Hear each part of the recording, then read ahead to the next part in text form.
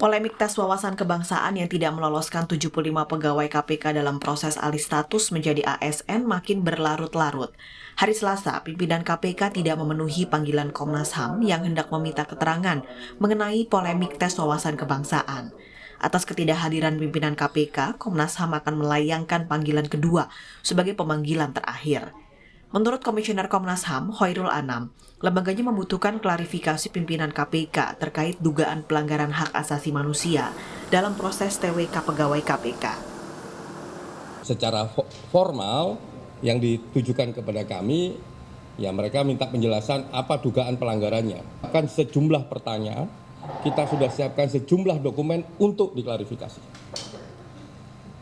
Kalau masalah ini terkait apa, ya pasti terkait proses kemarin TWK itu. Pimpinan KPK telah menerima surat pemanggilan dari Komnas HAM pada 2 Juni 2021. Alih-alih memenuhi panggilan, pimpinan KPK justru mengirim surat kepada Komnas HAM untuk meminta penjelasan lebih dahulu mengenai dugaan hak asasi manusia yang mereka langgar. Kami kutip dari keterangan tertulis yang disampaikan PLT Jubir KPK Ali Fikri. Tindak lanjut surat dimaksud, Senin 7 Juni 2021, pimpinan KPK juga telah berkirim surat kepada Komnas HAM untuk meminta penjelasan lebih dahulu mengenai hak asasi apa yang dilanggar pada pelaksanaan alih status pegawai KPK. Menteri Pendayagunaan Aparatur Negara dan Reformasi Birokrasi Cahyokumolo mendukung sikap pimpinan KPK yang menolak hadir ke Komnas HAM. Menurut Cahyo, tak ada kaitan antara tes wawasan kebangsaan dan pelanggaran HAM seperti yang diadukan sejumlah pegawai KPK. Kami juga mendukung KPK misalnya yang tidak mau hadir di Komnas HAM. Apa urusan kewarganegaraan itu urusan pelanggaran HAM. Dulu zaman saya Litsus tahun 85 memasuk anggota DPR itu, dulu kan fokus PKI. Dan sekarang kan secara luas, secara kompleks di sini. Itu dari sisi aturan itu. Terkait dengan Direktur Eksekutif Amnesty International Indonesia Usman Hamid punya pandangan lain. Usman Hamid menyebut pemecatan 51 orang pegawai KPK merupakan pelanggaran hak asasi manusia berat.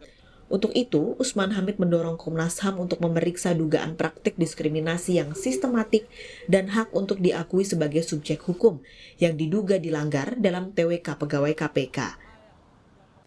Dan pemberhentian ini sendiri jelas merupakan pelanggaran hak asasi manusia. Bahkan ini pelanggaran yang sangat kasar, yang sangat berat. Pelanggaran berat hak asasi manusia atau gross violation of human rights dalam arti pelanggaran terhadap hak yang tidak boleh dicabut dalam kondisi apapun, yaitu hak untuk diakui sebagai subjek hukum. Ada hak hidup, ya, yang tidak boleh dikurangi dalam kondisi apapun. Nah, hak ini itu setara dengan hak hidup.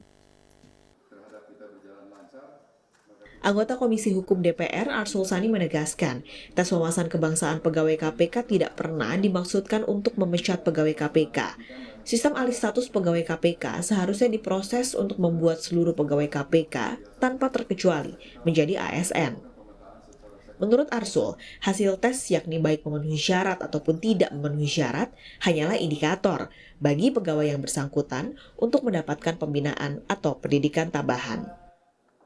Itu memang sepakatnya alih status, makna dari alih status ya boleh itu diproses sesuai dengan undang-undang, tetapi semua jadi dulu ASN. Setelah itu dilakukan pembinaan. Setelah ada proses-proses pembinaan, ya apakah itu dengan katakanlah pendidikan wawasan kebangsaan atau dengan pendidikan bela negara, ada yang kurang, ada yang menyimpang, baru boleh ditindak sesuai dengan peraturan disiplin pegawai negeri atau ASN.